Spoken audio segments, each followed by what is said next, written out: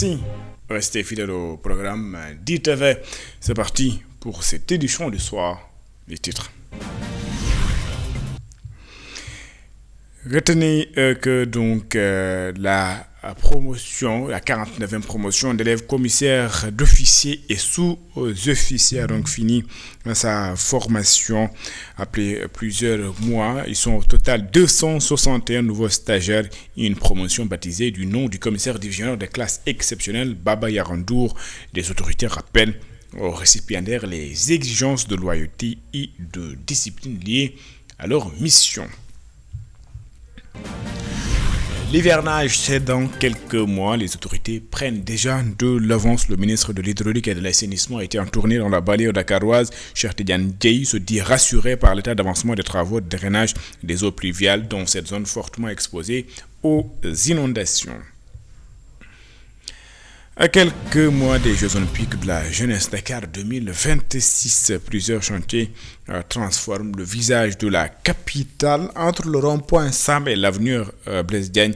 Maintenant au stade Iba Mar Diop, actuellement en rénovation, les travaux avancent à pas de caméléon et impactent déjà le quotidien des populations qui demandent aux autorités d'accélérer les travaux. Voilà pour les titres de développement, c'est dans une poignée de secondes.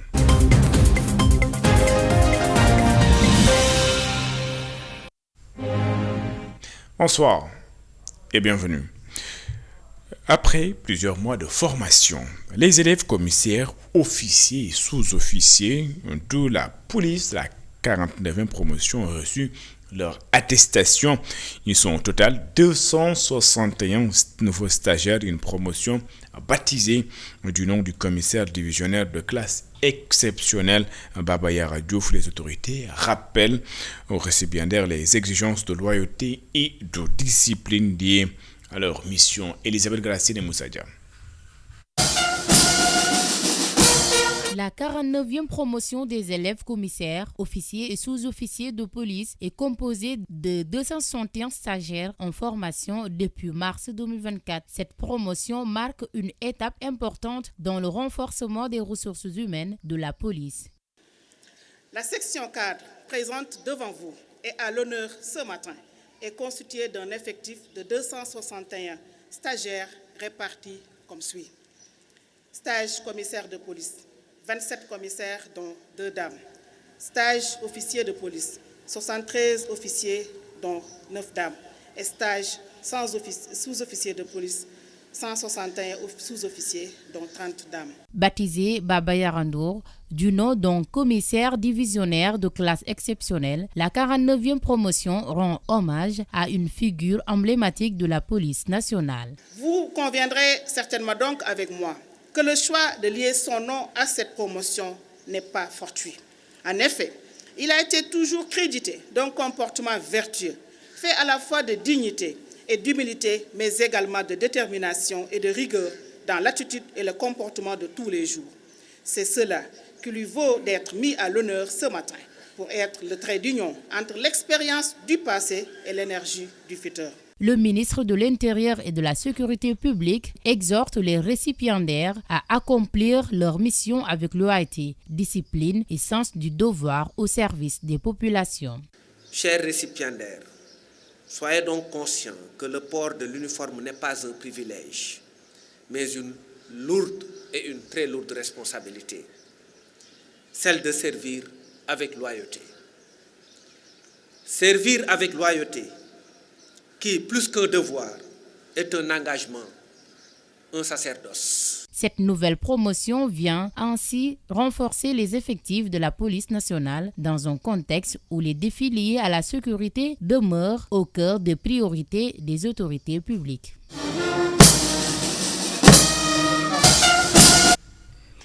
Elisabeth Gracine, à l'approche donc de l'hivernage, le ministre de l'Hydraulique et de l'Assainissement en tournée dans la banlieue dakaroise, Cheikh Tidiane Dièye, qui a donc visité quelques infrastructures, se dit rassuré par l'état d'avancement des travaux de drainage des eaux pluviales dans cette zone fortement exposée aux inondations. Chaque année, c'est plusieurs quartiers de la banlieue dakaroise qui subissent d'importants dégâts à cause donc des fortes pluies le ministre veut que cela soit donc un mauvais souvenir. Dr Cheikh Tidiane Dièye, ministre de l'Hydraulique et de l'Assainissement, est ici au micro de Cheikh Maguette Mbaye.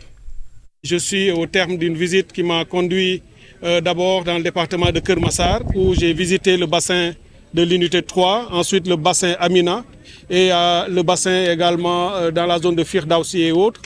Et partout, j'ai fait le même constat avec beaucoup de satisfaction sur l'état d'avancement de ces ouvrages, mais surtout sur la qualité des travaux qui sont en train d'être réalisés. Si vous vous souvenez, en 2024, j'avais dit que c'était notre première année, c'était l'année du diagnostic et des constats, et ensuite de la planification des actions à mener. En 2025, nous avons structuré les projets et programmes, organisé les financements et démarré les travaux.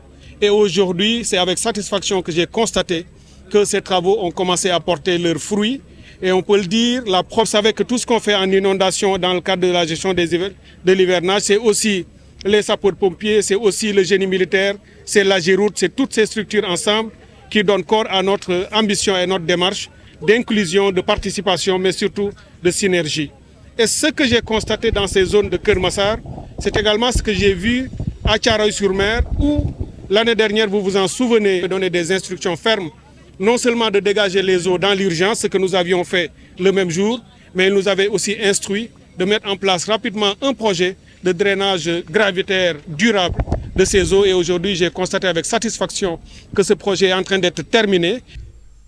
En prélude alors de l'organisation des Journées nationales de la qualité prévues le 19 et 20 mai, l'Association sénégalaise de normalisation veut insister sur les orientations de la nouvelle politique nationale de la qualité et donc revenir sur les normes, les importances donc des normes de l'infrastructure nationale de la qualité. L'objectif est de renforcer la compétitivité des PME et PMI, contribuer ainsi à l'efficience du secteur public. Ces journées vont servir d'occasion pour le lancement de la 11e édition des Oscars nationales de la qualité. Elhadj Abdourahmane John est le directeur général de l'Association sénégalaise de normalisation. Il est ici au micro de Cheikh Ahmed Tidiane Diouf.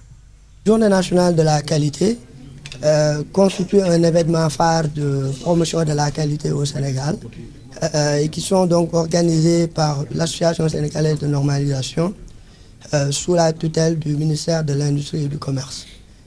Ces journées constituent un événement privilégié pour revenir sur l'importance des normes, mais également de l'infrastructure nationale de la qualité pour construire la compétitivité du secteur productif sénégalais, mais également contribuer à l'efficience et l'efficacité du service public et donc la protection des consommateurs et de l'environnement. Pour l'édition 2026, ces journées tourneront autour de trois grands temps forts. D'abord, la cérémonie officielle qui est placée sous le haut patronage de M. le Premier ministre du Sénégal nous permettra de présenter les orientations de la nouvelle politique nationale de la qualité. L'autre temps fort de ces journées nationales de la qualité sera le lancement de la 11e édition du prix national, Oscar national de la qualité. Clôturer un projet pilote qu'on a lancé en mai 2025 et qui constitue donc un projet de renforcement des PME-PMI en Afrique, donc pour améliorer leurs possibilités d'accès aux marchés internationaux à travers l'obtention de la certification. Donc concrètement, pour l'obtention d'une double certification, la certification avec la marque nationale du Sénégal, la marque NS, mais également la certification avec la marque continentale. À Kër Serigne Ousmane Serigne Oumar Touré, c'est dans la région de Kaolack, dans la commune de Darou Salam, une soixantaine de jeunes ont donc mémorisé le Saint-Coran. Mais derrière également cette réussite, le village fait face à plusieurs difficultés, l'enclavement ou absence de personnel de santé, mais également une maternité qui manque d'équipement et de doléances auxquelles le maire de la commune a donc répondu. Il appelle donc à la patience. Je vous propose de suivre donc ce compte rendu signé Sékou Diallo.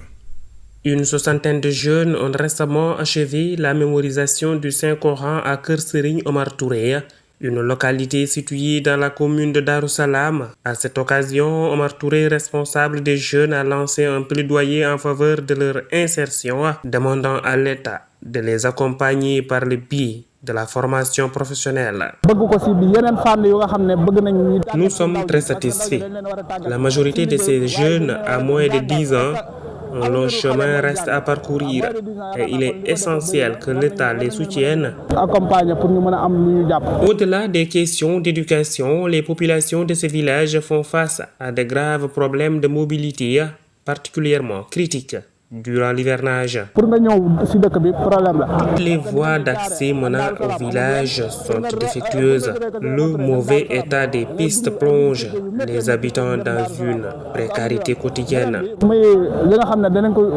Sur le plan sanitaire, bien que les infrastructures existent, un manque de personnel spécialisé paralyse les services. Les femmes de la localité ne disposent d'aucune sage-femme pour les assister lors des accouchements. Face à ces doléances, l'édile de la commune a appelé les populations à la retenue et à la patience. Ils doivent faire preuve de patience. Certains villages n'ont encore bénéficié d'aucune réalisation. L'appel du maire suffira-t-il à apaiser les frustrations? Si la réussite spirituelle de ces jeunes de moins de 10 ans est une fierté pour Kër Serigne Omar Touré, elle souligne aussi l'urgence de leur offrir un avenir sur place. Entre l'isolement géographique et l'insécurité sanitaire, le moment venu promis par l'autorité municipale semble, pour ces villageois, une échéance bien lointaine face aux réalités du quotidien. Sékou Diallo, je le disais en titre, à quelques mois des Jeux Olympiques de la jeunesse Dakar 2026, plusieurs chantiers transforment le visage de la capitale entre le rond-point Sam, l'avenue Blaise Diagne menant vers le stade Iba Mar Diop. Actuellement en rénovation, les travaux avancent à pas de caméléon et impactent déjà le quotidien des populations, commerçants, transporteurs ou même riverains dénoncent des perturbations qui compliquent selon eux leurs activités, mais aussi leurs déplacements. C'est un sujet que nous propose Daouda Ba et Seleman Diallo.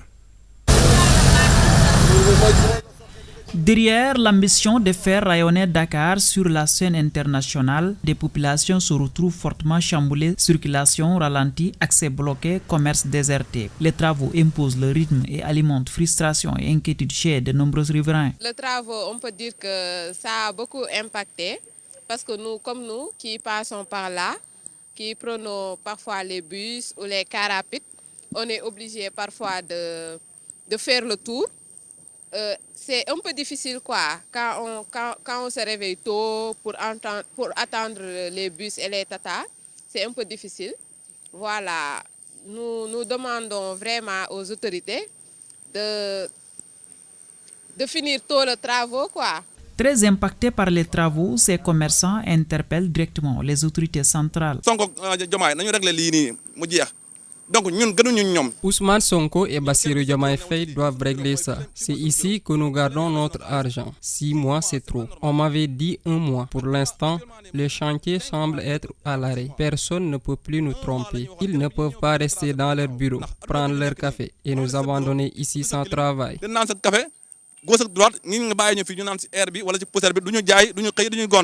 D'autres riverains estiment que les difficultés ne se limitent pas au ralentissement des activités. Ils craignent également que l'arrivée de la saison des pluies coïncide avec la poursuite des chantiers. À cet instant, les travaux devraient être déjà terminés. Il avait parlé de 3 mois, mais ce délai est déjà dépassé. Le transport connaît des difficultés. Le chiffre d'affaires des commerçants est en baisse et les chauffeurs sont obligés de faire des déviations. Les clients sont fatigués. Quand il pleut ici, il y a des inondations. Mais sans travaux, la zone était déjà inondée. Imaginez si la pluie coïncide avec les travaux. Ce sera une situation compliquée.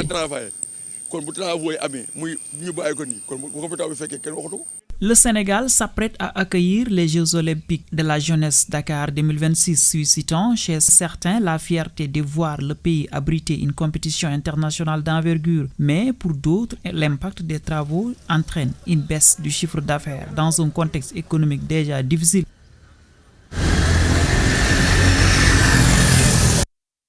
Daouda Ba, 10e édition du concours national de dissertation de la Fondation UBA.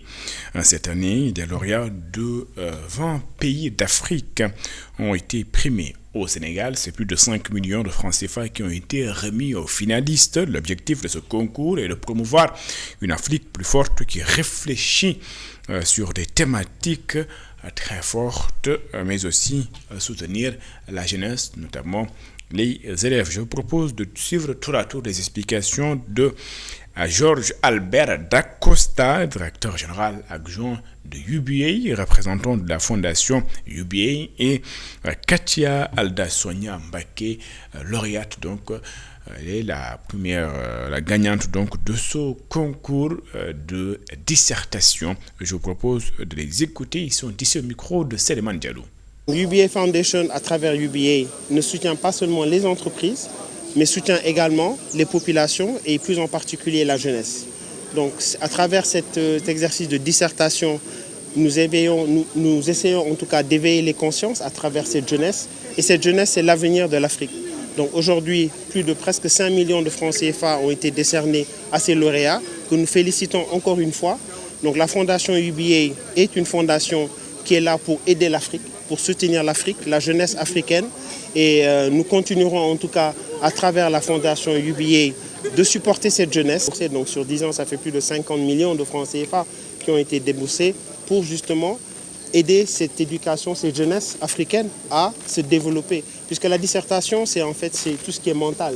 Donc ça aide à développer le mental de ces jeunes qui aujourd'hui vont avoir plus confiance en eux, vont pouvoir être en tout cas des leaders pour demain. Donc ce sont nos leaders de l'avenir. Donc ceux qui ont participé aujourd'hui à la session il y a 10 ans, aujourd'hui sont certainement dans des structures et certainement le fait d'avoir participé à cet exercice de dissertation les a aidés à avoir plus confiance en eux. Et donc voilà, donc non seulement il y a un impact sur la société, sur cette jeunesse et sur l'Afrique. Donc je pense qu'aujourd'hui, voilà, ce que UBA Foundation essaie de faire, c'est d'aider et de promouvoir la jeunesse africaine pour une Afrique de demain plus forte, qui a plus confiance en elle et qui réfléchit en tout cas par rapport à des thématiques importantes. Aujourd'hui, l'intelligence artificielle était le sujet de cette 10e édition. L'intelligence artificielle, comme on le sait, c'est vraiment un sujet par rapport à des problématiques pour la société d'aujourd'hui et de demain. Donc voilà, donc vraiment un bilan positif. Je veux dire que je le reçois avec honorabilité, avec fierté, honneur et je suis très contente. Déjà à la maison, j'ai été encadrée par mes frères, mes sœurs aussi. À l'école, il y a eu mes professeurs. Après aussi, il y avait des recherches personnelles à faire de mon côté. Et après le tout, ça a donné ce fruit-là.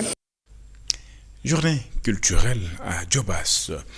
La localité a vibré au rythme de la culture sur tous ses aspects. Durant 3 jours, la commune de notre Djobas a donc revisité ses traditions avec comme invité d'honneur le roi du Sine. C'était en présence d'Isidore Alexandre Sen et Sambafal.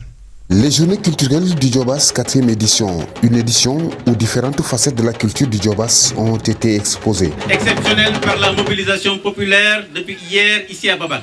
Nous la constatons également aujourd'hui. Exceptionnelle pour la recherche culturelle. Majesté, vous avez vu une partie de la recherche culturelle du Djobas.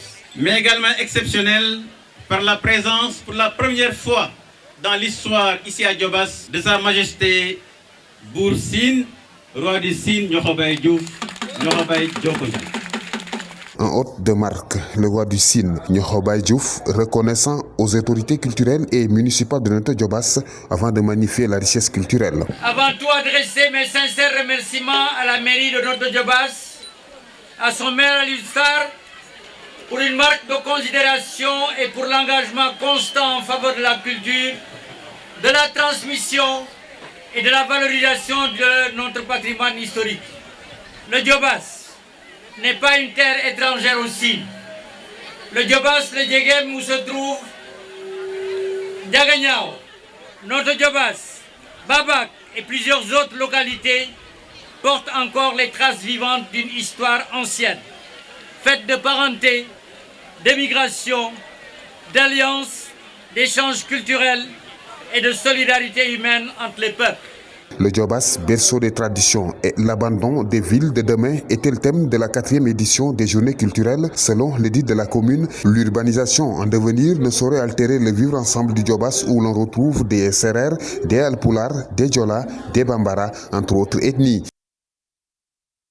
En mode sport, dans cette édition, le Tour du Cayor. Des cyclistes venus d'Europe et d'autres pays d'Afrique ont donc participé à cette compétition dénommée Tour du Cayor. L'édition 2026 a eu lieu à Kell, dans la commune de Médina Dakar.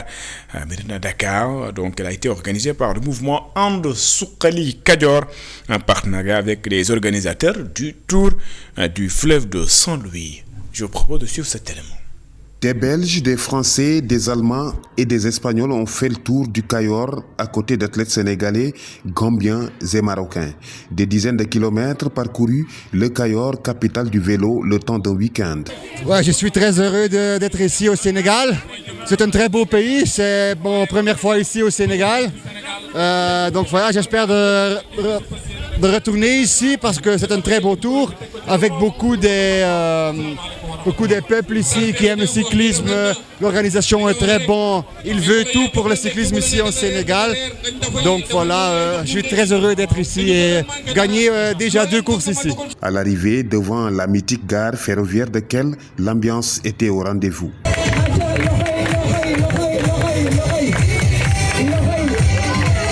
Ce Français, âgé de près de 60 ans, a tenu à être présent. J'ai effectué 2 fois le tour du Sénégal avant. Les routes au Sénégal sont quand même très très propres par rapport à d'autres pays. C'est un pays où il y a beaucoup de vent, où c'est très très dur avec les bordures. Mais je voudrais revenir sur le Tour du fleuve. C'est une course qui demande encore à grandir. Le Tour du Cayor est le prolongement du Tour du fleuve à Saint-Louis. Tout ça là nous vient de Saint-Louis, donc je pense que la teranga saint-louisienne aujourd'hui s'est exportée dans le Cayor. Et effectivement, comme vous l'avez vu, il y a une touche carrément culturelle. On peut, nous aussi, au niveau du Cayor, avoir des champions. Et je pense que ces champions-là pourront nous représenter un peu partout aussi sur le plan international. Et comme vous l'avez vu aujourd'hui, je pense que le Cayor est aujourd'hui le cœur n'est-ce pas, du vélo, ou bien le point nodal du vélo sur le plan international, parce que vous avez eu la participation de quand même de bon nombre d'étrangers, des Marocains, des Gambiens, des Français et des Allemands. Pour Ngagne Diallo, le président du mouvement de Soukoli Cayor, cette compétition peut être un levier économique. Il travaille à faire du Tour un rendez-vous au-delà du sport. L'économie va bouger, le social va bouger, et je pense que c'est l'occasion aussi pour moi de lancer un appel solennel à l'endroit de nos autorités, disons politiques et administratives, à ce que les voies, les routes, les pistes du Cayor soient bien faites. C'est la fin de cette édition. Merci de l'avoir suivi. Excellente suite de programme sur les antennes d'ITV. Je vous donne rendez-vous juste après cette édition dans votre émission L'invité de la rédaction. L'invité de la rédaction reçoit ce soir Mabi Mansour Ndoye. Il est ingénieur informatique, architecte et transmédia, fondateur de FM Corporate. Nous allons parler bien sûr de cette attaque ou de cyberattaque donc au niveau de la direction de la comptabilité et du trésor. Nous allons également parler donc de ce projet qu'il est en train de développer, la bibliothèque universitaire et numérique, entre autres sujets. À tout de suite.